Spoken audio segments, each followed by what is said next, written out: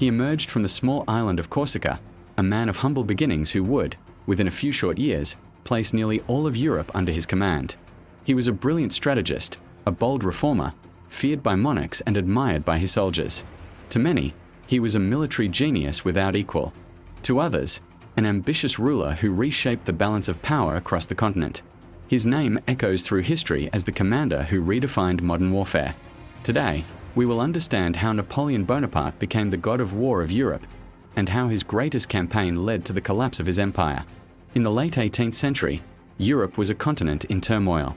The French Revolution had shattered the old political structures, sending shockwaves from Paris across the royal courts of Europe. Ancient monarchies watched with growing alarm as ideas of citizenship, liberty, and reform spread like wildfire. This was an age of instability, an era teetering on the brink of large-scale conflict. Fearing the revolution's contagion, the great powers formed coalitions against France, determined to crush the new republic and restore the old order. But this crucible of constant warfare forged a new generation of French officers, men promoted on merit and talent, not bloodline. Among them, one young officer was destined to rise above all others. Born on the island of Corsica, Napoleon Bonaparte displayed extraordinary strategic talent from a very young age. His family was minor nobility, but his ambition was anything but minor. As a young artillery officer, his decisive role in the siege of Toulon, where he drove the British from a key French port, earned him national attention and promotion to general at just 24. But it was in the Italian campaigns that he revealed a revolutionary way of commanding armies. He moved with unprecedented speed, concentrating his forces at decisive points to shatter larger, slower-moving enemy armies. His communication was efficient, his leadership personal. He was often seen at the front, inspiring his men with his own courage. His strategic audacity drew comparisons to the great Carthaginian general, Hannibal Barca. Like Hannibal crossing the Alps centuries earlier, Napoleon consistently surprised his opponents with boldness and speed, achieving what others deemed impossible. By 1804, Napoleon's power was absolute. In a ceremony of immense symbolism, he took the crown from the Pope's hands and placed it on his own head, declaring himself Emperor of the French. He was no longer just a general. He now commanded an empire that stretched across Europe. He consolidated his power not just through war, but through sweeping reforms. The Napoleonic Code, a revolutionary legal framework, established principles of legal equality and meritocracy that influence laws to this day. His administrative reforms centralized the state, creating an efficient bureaucracy. Yet, his reign was defined by near-constant warfare.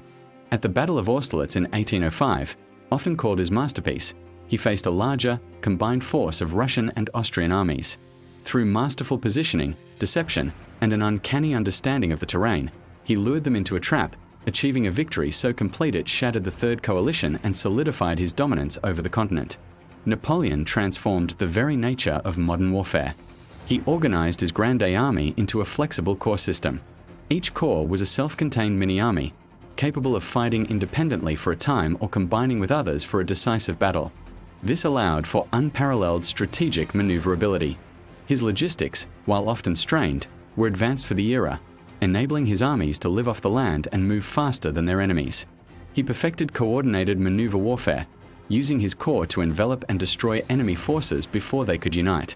Central to his doctrine was continuous offensive pressure. He relentlessly pursued and annihilated his foes, never allowing them to recover.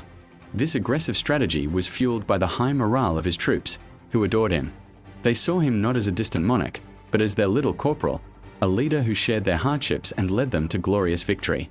Warfare was no longer a static, seasonal affair. In Napoleon's hands, it became a dynamic, year-round science. His armies moved like precision-engineered mechanisms, where every division understood its mission and every advance was calculated for maximum effect. But one nation remained beyond his grasp: Great Britain, protected by the might of the Royal Navy. Unable to challenge British dominance at sea, especially after the devastating defeat at Trafalgar, Napoleon attempted to wage economic war. He established the Continental System, a large-scale embargo designed to prohibit his allies and conquered territories from trading with Britain. He hoped to cripple the British economy and force them to the negotiating table. However, the system backfired. It inflicted severe economic hardship not just on Britain, but on Napoleon's own allies, breeding widespread resentment and smuggling. The internal pressures mounted, and enforcing the blockade stretched his empire thin, turning allies into unwilling subjects and planting the seeds of future rebellion. The fatal turning point came in 1812. Frustrated by Russia's refusal to comply with the Continental System, Napoleon assembled the largest European army ever seen, the Grande Army of over 600,000 men, and marched east. His objective was to force Tsar Alexander I into submission through a swift, decisive campaign. The initial advance was rapid, but the Russians refused to give him the climactic battle he sought. Instead, they executed a strategic withdrawal, scorching the earth as they retreated deeper into the vastness of Russia. Napoleon's supply lines, already stretched to their breaking point, began to collapse. He captured a deserted and burning Moscow, but it was a hollow victory. With no surrender from the Tsar and the brutal Russian winter closing in, he was forced to order a retreat. The campaign transformed into a catastrophe. Harsh winter conditions, starvation, and relentless Cossack raids decimated his army. The vast distances and unforgiving climate, combined with strategic exhaustion, turned Napoleon's greatest gamble into a devastating failure. He had led a grand army into Russia, only a ghost of it returned. The disaster in Russia broke the myth of Napoleonic invincibility. Emboldened, the coalitions of Europe reformed with renewed strength and determination. A series of punishing defeats followed. At the massive Battle of Leipzig, the Battle of the Nations, he was decisively beaten by a coalition army of Russians, Prussians, Austrians, and Swedes. The French Empire crumbled. Forced to abdicate in 1814, Napoleon was exiled to the small island of Elba. But his story was not over. In a stunning comeback, he escaped, returned to France, and rallied the nation behind him for a period known as the 100 Days. The powers of Europe, however, would not tolerate his return. At Waterloo, in 1815, he met a combined British and Prussian army led by the Duke of Wellington and Gebhard von Blücher. It was his final battle. Defeated, he was exiled for the last time to the remote and windswept island of St. Helena in the Atlantic, where he would die 6 years later. Napoleon fell, but his influence endured. His legal and administrative reforms shaped the modern state. The military concepts he pioneered, the corps system, maneuver warfare, and the pursuit of decisive battle, became the foundation of modern military doctrine, studied in war colleges for centuries to come. His political impact redrew the map of Europe and unleashed the forces of nationalism that would define the 19th century. In the end, his story mirrors that of Hannibal. Like the Carthaginian general, he achieved astonishing victories against overwhelming odds, dominating his enemies through sheer genius. Yet, like Hannibal, he ultimately could not secure lasting dominance against determined coalitions with greater resources. Napoleon Bonaparte was not merely a commander, he was a historical force, a strategist who challenged empires and a ruler who redefined a continent.